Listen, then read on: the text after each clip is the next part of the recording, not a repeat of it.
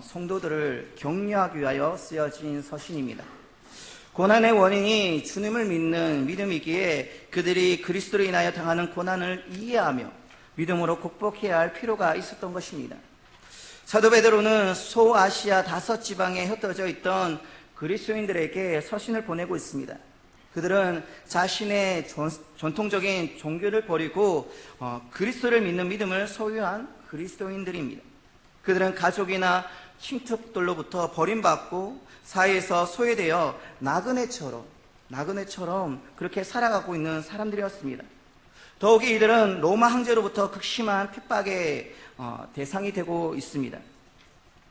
로마는 당시 로마 황제 숭배를 만들어서 황제를 섬기고 주라고 고백하도록 했습니다.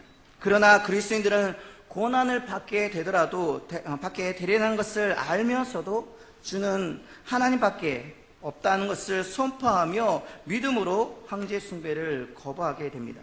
이러한 핍박을 감당해야 할 그리스도인들을 향하여서 사도 베드로는 그 고난 속에서 어떠한 믿음을 가져야 하며 어떤 소망을 가져서 그리스도인으로서 닥쳐오는 어려움을 올바르게 대처할 원리를 제시하기 위해서 베드로 전서를 우리에게 기록하고 있습니다. 본문에서 고난당하고 있는 성도들이 견디고 버티고 마침내 승리할 수 있는 이유를 다른 그 무엇이 아니라 우리 안에서 발견하는 것이 아니라 말씀 가운데 우리에게 기록하고 있습니다. 그것이 무엇이냐 하면 소망이기 때문에 그 고난을 견디고 버티며 이겨낼 수 있다고 말씀하고 있습니다. 하나님 은혜 가운데 예수 그리스도를 믿음으로 거듭나게 하셔서 우리 안에, 저와 여러분 안에 산 소망을 품게 하셨다는 것입니다. 3절입니다.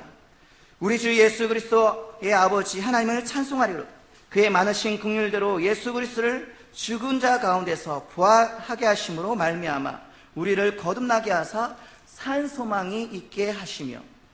사랑하는 여러분, 산 소망이 무엇입니까? 어떠한 것이 산 소망입니까? 한때 가지고 있다가 사라지는 그런 일시적인 소망이 아니라 현재와 미래에도 여전히 생명력을 가진 영원한 소망인 것입니다.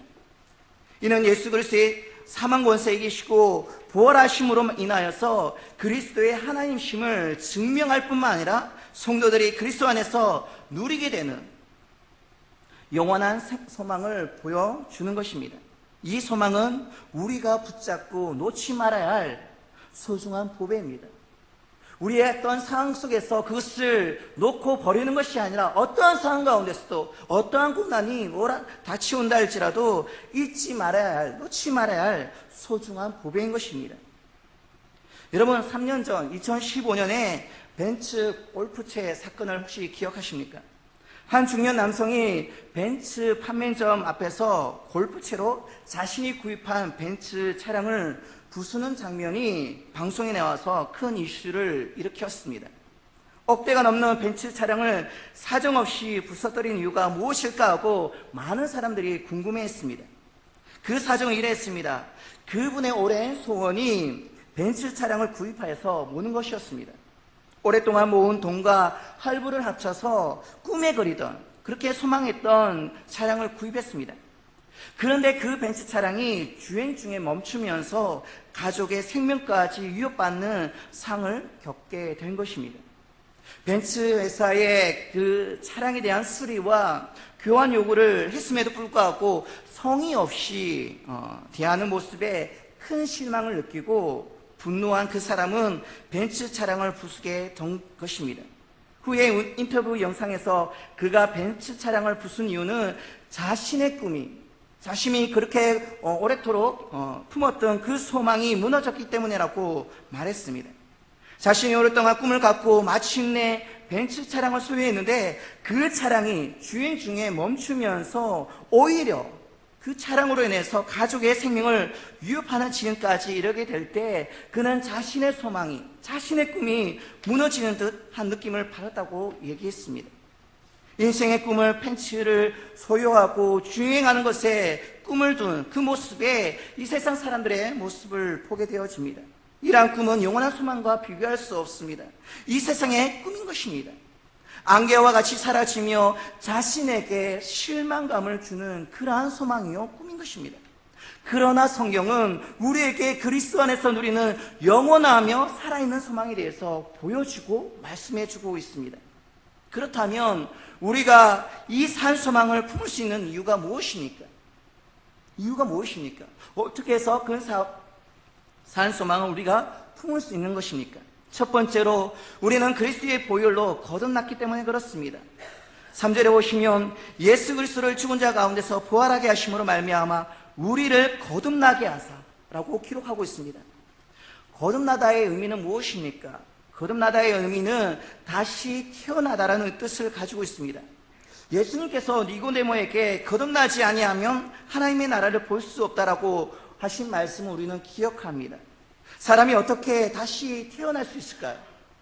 사람으로서는 불가능하지만 하나님으로서는, 전능하신 하나님으로서는 그것이 가능한 일입니다. 이는 영적인 비밀이자 축복의 열쇠라는 사실을 우리는 기억해야 합니다. 우리가 거듭나는 것은 사람의 지혜와 계획이 아니라 하나님, 삼위일체 하나님의 사역인 것입니다. 이는 하나님의 신적인 지혜와 능력의 역사로 타락한, 죄로 인해서 부패하고 타락한 인간에게 주어진 하나님의 전적인 은혜요 사랑인 것입니다. 곧 하나님의 아버지의 미리 하심을 따라 성령이 거룩하게 하심으로 순종함과 예수 그리스도의 피뿌림을 얻기 위하여 택하심을 받은 자들에게 편지하노니, 이전은 이렇게 기록하고 있습니다. 하나님은 우리의 계획을, 구원의 계획을 섭리하셨기 때문에 우리의 구원을 미리 아셨을 뿐만 아니라 정하셨습니다. 또한 성령의 거룩하게 하심은 우리를 거듭나게 하시는 성령님의 사역인 것입니다. 우리가 아무리 선한 일을 많이 한다 할지라도 우리는 거듭날 수 없습니다. 선해질 수 없습니다. 오직 성령 하나님의 거룩하게 하심으로 말미암아 우리는 거듭남으로 말미암아 선하게 하나님의 사람으로서 살아갈 수 있는 것입니다. 이처럼 우리가 거듭나는 것은 하나님의 은혜로 예수 그리스도를 영접할 때 성령의 역사로 말미암아 죄인에서 의인으로 변화되어서 거룩하게 하시는 하나님의, 삼위 하나님의 역사를 경험하게 되는 것입니다. 우리가 거듭나 거룩한 하나님의 자녀가 되었기에 성도라고 불려지는 것입니다. 우리의 신앙의 생활은 시작은 이 거듭남의 역사를 통해서 일어나는 것입니다. 우리의 거듭남의 역사는 은이나 금같이 없어질 것이 아니라 오직 그리스도 예수의 그 보배로운 피로 말미암아 이루어졌음을 우리는 믿어야 할 것입니다. 너희가 알거니와 너희 조상이 물려준 헛된 행실에서 대속함을 받은 것은 은이나 금같이 없어질 것으로 된 것이 아니오 오직 흠없고 점없는 어린 양 같은 그리스도의 보배로운 피로 된 것이라고 성경은 분명히 우리에게 말씀해 주고 있습니다. 이처럼 우리의 구원은 헛된 행실에서 벗어나 하나님을 따라 거룩한 삶으로 살아가게 합니다. 헛된 행실은 조상으로부터 유전된 행실인데 이는 어리석거나 가치 없는 행실을 말합니다.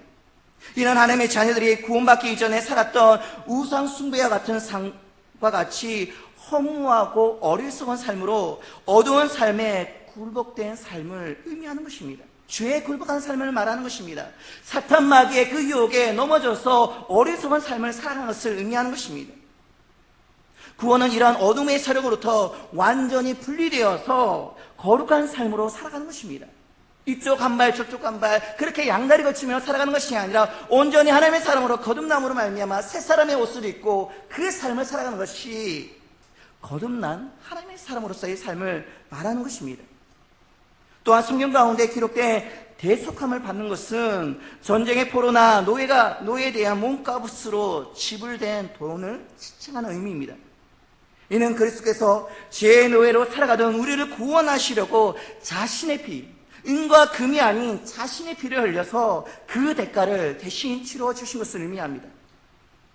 우리의 구원은 당시의 사람들이 지불했던 은이나 금같이 없어질 것이 아니라 오직 흠없고 점없는 어린 양과 같은 그리스도의 보배로운 피로 된 것이기에 그 은혜에 우리는 감사하지 아니할 수 없습니다. 우리의 은이나 금 같은 그 없어질 것으로 구원받았다고 한다면 우리의 구원은 너무나도 값어치 없는 그런 것일 것입니다. 하지만 하나님이신 어린 양 예수 그리스도의 그 보배로운 피로 우리가 구원받았기에 세상에 어떠한 걸로 값어치를 매길 수 없는 그런 존귀한 구원임을, 은혜로운 구원임을 우리는 고백할 수 있는 것입니다. 주께서 자신의 보배로운 피로 값을 치러주시고 죄밖에 될 것 없는 우리를 구속하셨을 뿐만 아니라 하나님의 존귀한 자녀로 삼으신 것입니다. 하나님의 소유가 되었으니 우리에게는 세상의 어떤 소망이 아니라 잠깐 있다가 사라질 그런 소망이 아니라 영원한 소망, 하나님께서 주신 그 소망이 있는 특별한 존재가 된 것입니다. 또한 두 번째로 우리에게 영원한 유업이 준비되었기 때문에 그렇습니다. 사전에 보시면 썩지 않고 더럽지 않고 쇠하지 아니하는 유업을 있게 하시나니 곧 너희를 위하여 하늘에 간직하신 것이라. 유업은 구약에서는 재산이나 소유물로 인식되었습니다. 하나님께서 이스라엘 백성들에게 가나안 땅을 유업으로 주심으로 그들은 그 땅을 소유할 수 있게 되었습니다. 베드로전서는 우리를 위하여서 유업이 준비되어 있다 하신 것은 우리를 위해서 준비된 천국에서의 영원한 상급을 의미하고 있습니다.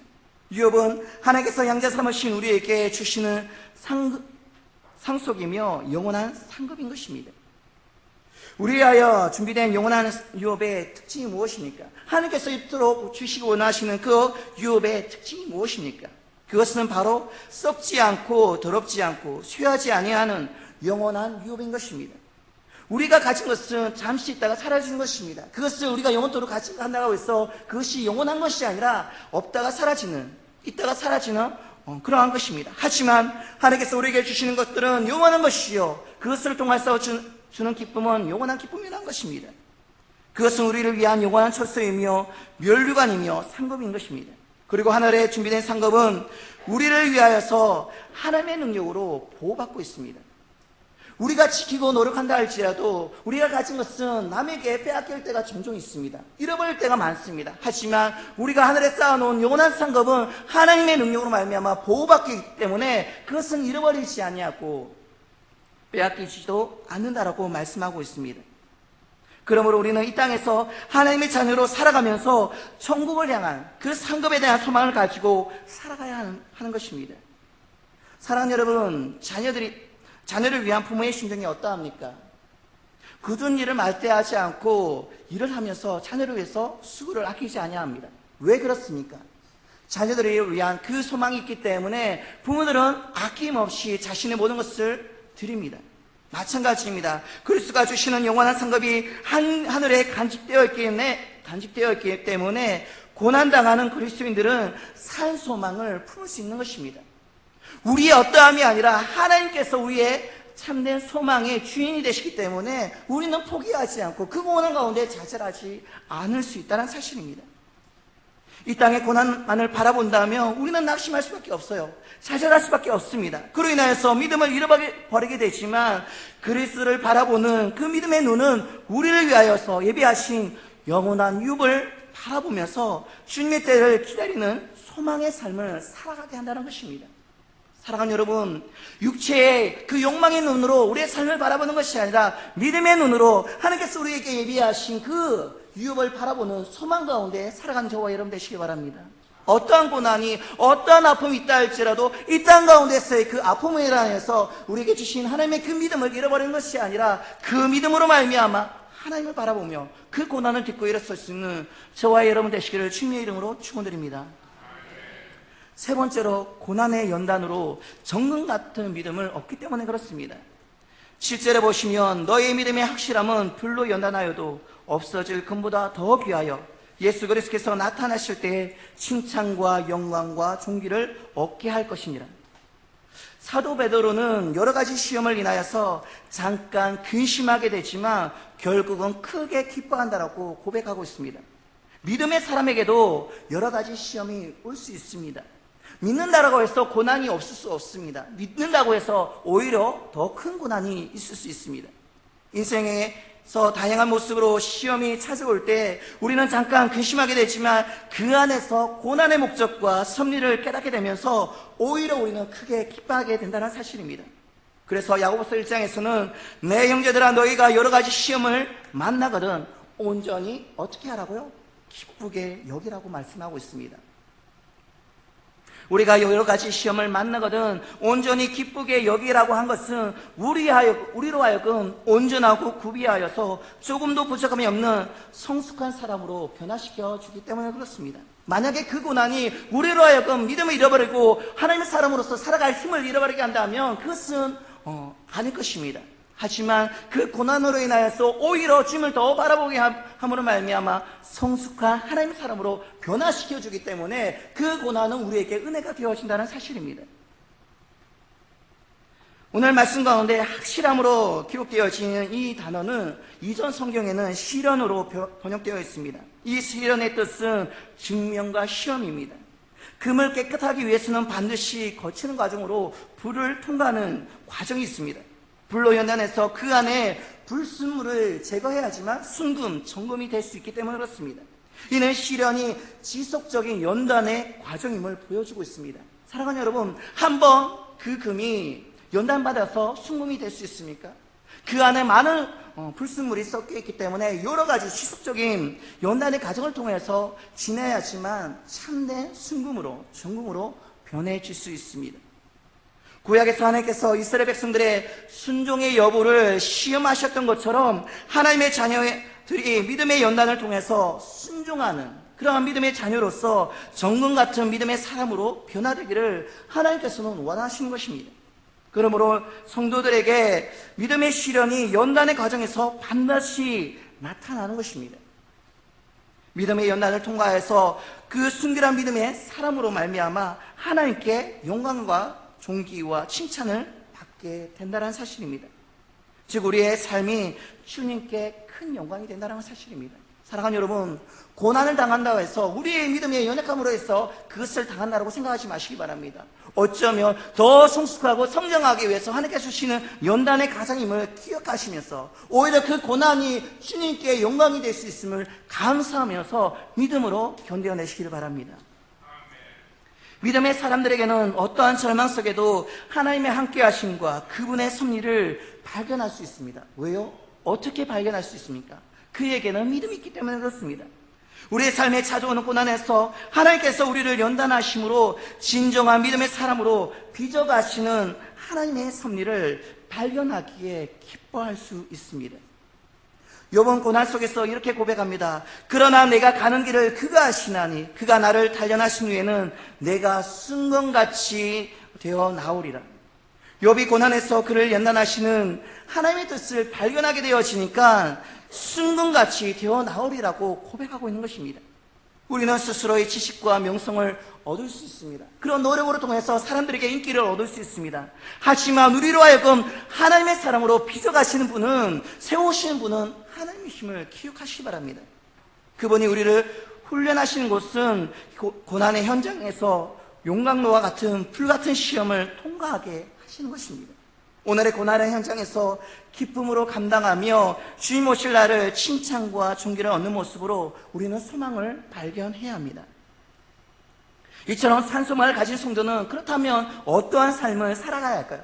우리 안에 산소망을 품는다고 해서 끝나는 것이 아니라 그 산소망을 가지고 우리는 삶의 현장 가운데 믿음의 사람으로, 산소망을 품은 하나님의 사람으로 살아가야 합니다.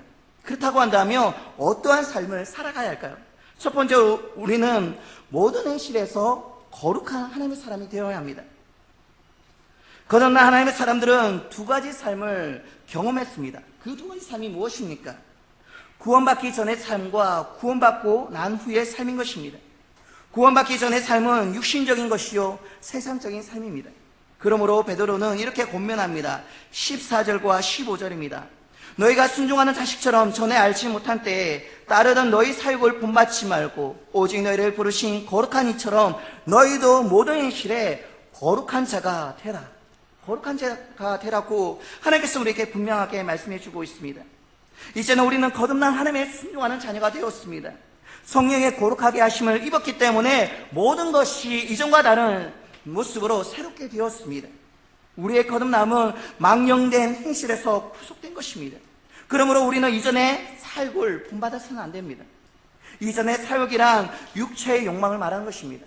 육체의 욕망에 따라서 그렇게 헛되이 삶을 보내서는 안 된다라고 성경은 분명하게 우리에게 말씀해 주고 있습니다. 하나님을 떠나 세상을 살아갈 때 살았던 그 정욕적인 삶이 아니라 세상적이고 제약된 삶을 살아가서는 안 된다라고 분명하게 말씀해 주고 있습니다. 로마서는 이렇게 육신의 일을 도모하지 말라고 말씀하고 있습니다. 로마서 13절에서 14절입니다. 낮에와 같이 단정해야 하고 방탕하거나 술 취하지 말며 음란하거나 호색하지 말며 다투거나 시기하지 말고 오직 주 예수 그리스도로 옷 입고 정욕을 위하여 육신의 일을 도모하지 말라.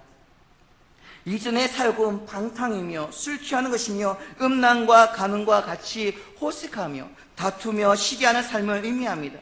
이는 그리스도를 따르는 삶이 아닙니다. 세상의 권세자문 자를 따르는 육신의 삶인 것입니다.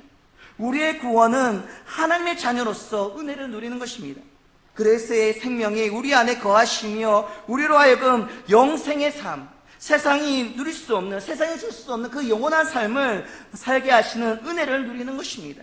그러므로 오늘 우리를 향하신 주님께서 이렇게 권면합니다. 오직 너희를 부르신 이처럼 너희 또한 모든 행실에서 거룩한 자가 되라. 기록되었을 때 내가 거룩하니 너희도 거룩할지어다. 하나님께서, 우리 믿는 하나님께서 거룩하신 분이기 때문에 그분을 믿는 우리 또한 거룩하라고 말씀하고 있습니다. 어떤 부모에서만 거룩한 것이 아니라 모든 행실에서, 우리 삶의 전부 가운데서 거룩한 자가 되라고 말씀하고 있습니다. 하나님은 우리의 행실을 판단하고 계십니다. 우리의 행실을 주목하여 보신 분이 바로 하나님이십니다. 사람들이 보지 않는다고 해서 아무도 보지 않는 것이 아니라 하나님께서 우리의 삶의 모습을 보고 계신다는 사실입니다. 그러므로 우리는 이 땅에서 나그네로 있을 때 두령으로 지내라고 성경은 고변하고 있습니다. 우리의 나그네 길이 거룩하여서 세상과 구별되고 하나님의 거룩함을 따르는 삶을 살아가야 한다고 분명히 말씀하고 있습니다. 우리의 구원은 이 세상의 망령된 행실에서 벗어나 하나님의 영광이 되기 위해서 살아가는 삶인 것입니다. 두 번째로 우리는 어떠한 삶을 살아야 합니까? 우리는 형제를 뜨겁게 사랑해야 합니다. 22절입니다. 너희가 진리를 순종함으로 너희 영혼을 깨끗하게 하여 거짓이 없이 형제 사랑하기에 이르렀으니 마음으로 뜨겁게 피차 사랑하라고 얘기하고 있습니다. 구원받은 하나님의 자녀로서 소망 가운데 산 소망을 품고 살아가는 우리로서 서로 뜨겁게 사랑하라고 하나님께서 말씀하고 있습니다. 주님께서 제자의 증거가 서로를 사랑하는 것이라고 하셨고 새 계명을 주시면서 서로 사랑하라고 말씀하셨습니다. 요한일서에서도 형제가 서로 사랑하는 것이 마땅하다고 가르치고 있습니다. 이와 같이 우리가 서로를 뜨겁게 사랑하기 위해서는 영혼이 깨끗해야 함을 복문은 강조하고 있습니다. 우리의 영혼이 깨끗하게 될 때 거짓 없이 순수한 마음으로 믿음으로 형제를 진정으로 사랑할 수 있게 된다는 사실입니다. 진리를 순종하는 것은 말씀을 듣고 묵상하면서 그 말씀대로 행하는 삶을 살아가는 것을 의미합니다. 우리가 진리 안에 살아갈 때 영혼이 깨끗해지면서 그 형제를 뜨겁게 사랑하는 열정이 우리 가운데 생기는 것입니다. 사랑하는 여러분, 만약 우리 영혼이 세상의 가치와 죄로 인하여서 더럽혀진다면 우리는 하나님을 사랑할 수 없습니다. 또한 형제를 사랑할 수 없습니다. 우리 안에는 사랑이 없습니다. 오직 하나님께 주시는 그 사랑으로 말미암아 우리는 하나님을 사랑하고 형제를 사랑할 수 있습니다. 그렇게 우리 영혼이 말씀으로 말미암아 진리를 행함으로 말미암아 우리 영혼이 날마다 거룩해지고 깨끗해져야 한다는 사실입니다. 그러나 우리는 그리스도의 보혈로 거듭나 망령된 행실에서 구원받은 하나님의 사람임을 기억하시기 바랍니다. 그러므로 우리는 하나님 안에서 진리대로 살아가기를 힘쓰며 그 결과 형제를 사랑하는 마음이 우리 가운데 생겨나는 것입니다. 따라서 고난의 현장에서 형제를 사랑하는 모인 교회 공동체를 우리가 무척이나 사랑하고 중요히 생각해야 합니다. 세상에 지쳐 힘들고 어려운 시간을 보내다가 교회 공동체 안에서 사랑과 안식을 누리는 것입니다. 나그네와 같은 삶을 살면서 세상과 구별되어 거룩한 삶을 살아가는 그리스도인들에게 하나님의 은혜가 함께하면서 동시에 나누는 그리스도의 진실한 사랑은 우리에게 큰 힘이 되는 원천이 된다는 사실입니다. 하나님께 산소망을 보는 사람들은 이러한 소망 가운데 서로 사랑함으로 말미암아 서로에게 힘이 되어지고 격려가 되어진다는 사실입니다. 사랑하는 여러분, 우리는 살아가는 삶 가운데 여러 가지 고난을 받게 되어집니다. 생각지 못한 그 고난 가운데 아파하고 좌절하고 넘어지는 경우가 참 많습니다. 그 중에 삶의 소망까지 끊어지는 고통을 당하기도 합니다. 자신이 원했던 이 세상의 모든 소망이 끊어진다 할지라도, 하지만 주님을 위한 그 산 소망이 우리 가운데 있다고 한다면, 그분으로 인한 은혜를 기대한다면 우리는 믿음으로 하루하루를 살아갈 수 있지 않겠습니까? 어느 유대인 강제 수용소의 벽에 새겨진 한 구절입니다. 나는 믿노라 해가 비치지 않더라도 해가 있다는 사실을, 나는 믿노라 사랑을 느낄 수 없을 때라도 사랑이 있다는 것을, 나는 믿노라 하나님께서 침묵하실지라도 여전히 침묵 속에 하나님이 계시다는 것을. 사랑하는 여러분, 고난 가운데 있으십니까? 좌절과 넘어짐으로 인해서 아파하고 있는 그런 상황 가운데 있으십니까? 이 시를 지은 그 사람처럼 침묵하셨을지라도, 고난 가운데 아파하며 눈물 흘리는 그 아픔의 현장 가운데서 주님께서 살아 역사하시며 산소망으로 우리와 함께 하심을 믿음으로 고백하시는 여러분 되었으면 좋겠습니다. 사랑하는 여러분, 우리는 산소망이신 그리스도의 보배로운 피로 하나님의 자녀가 되었습니다. 왕같은 제사장이 되었습니다. 영원한 유업을 우리의 어떤 공로로 얻은 것이 아니라 하나님의 은혜 가운데 그것을 가지고 살아가고 있습니다. 우리가 산소망을 잊지 않는 이유는 우리가 예수 그리스도의 은혜로 말미암아 영원 구원을 받아서 천국 백성이 되었기 때문에 그렇습니다. 그러므로 우리는 고난 속에서도 이 세상과 타협하지 않고 한 번쯤이라는 그런 어떤 타협 속에서 넘어지는 삶이 살아가는 것이 아니라 그 상황 속에서도 오직 말씀을 의지함으로 말미암아 영혼의 깨끗함을 유지하며 믿음으로 거룩해지는 그런 어떤 형제 사랑의 삶을 살아갈 수 있는 저와 여러분 되시기를 주님의 이름으로 축원드립니다. 우리 한 시간 함께 기도했으면 좋겠습니다. 말씀을 기억하시면서 함께 기도하실 때, 하나님 우리 가운데 산소망을 허락하심으로 말미암아 고난 가운데서도 주님을 의지할 수 있는 우리의 모습이 되게 해달라고 말씀을 기억하시면서 짧게 기도하도록 하겠습니다. 사랑의 주님,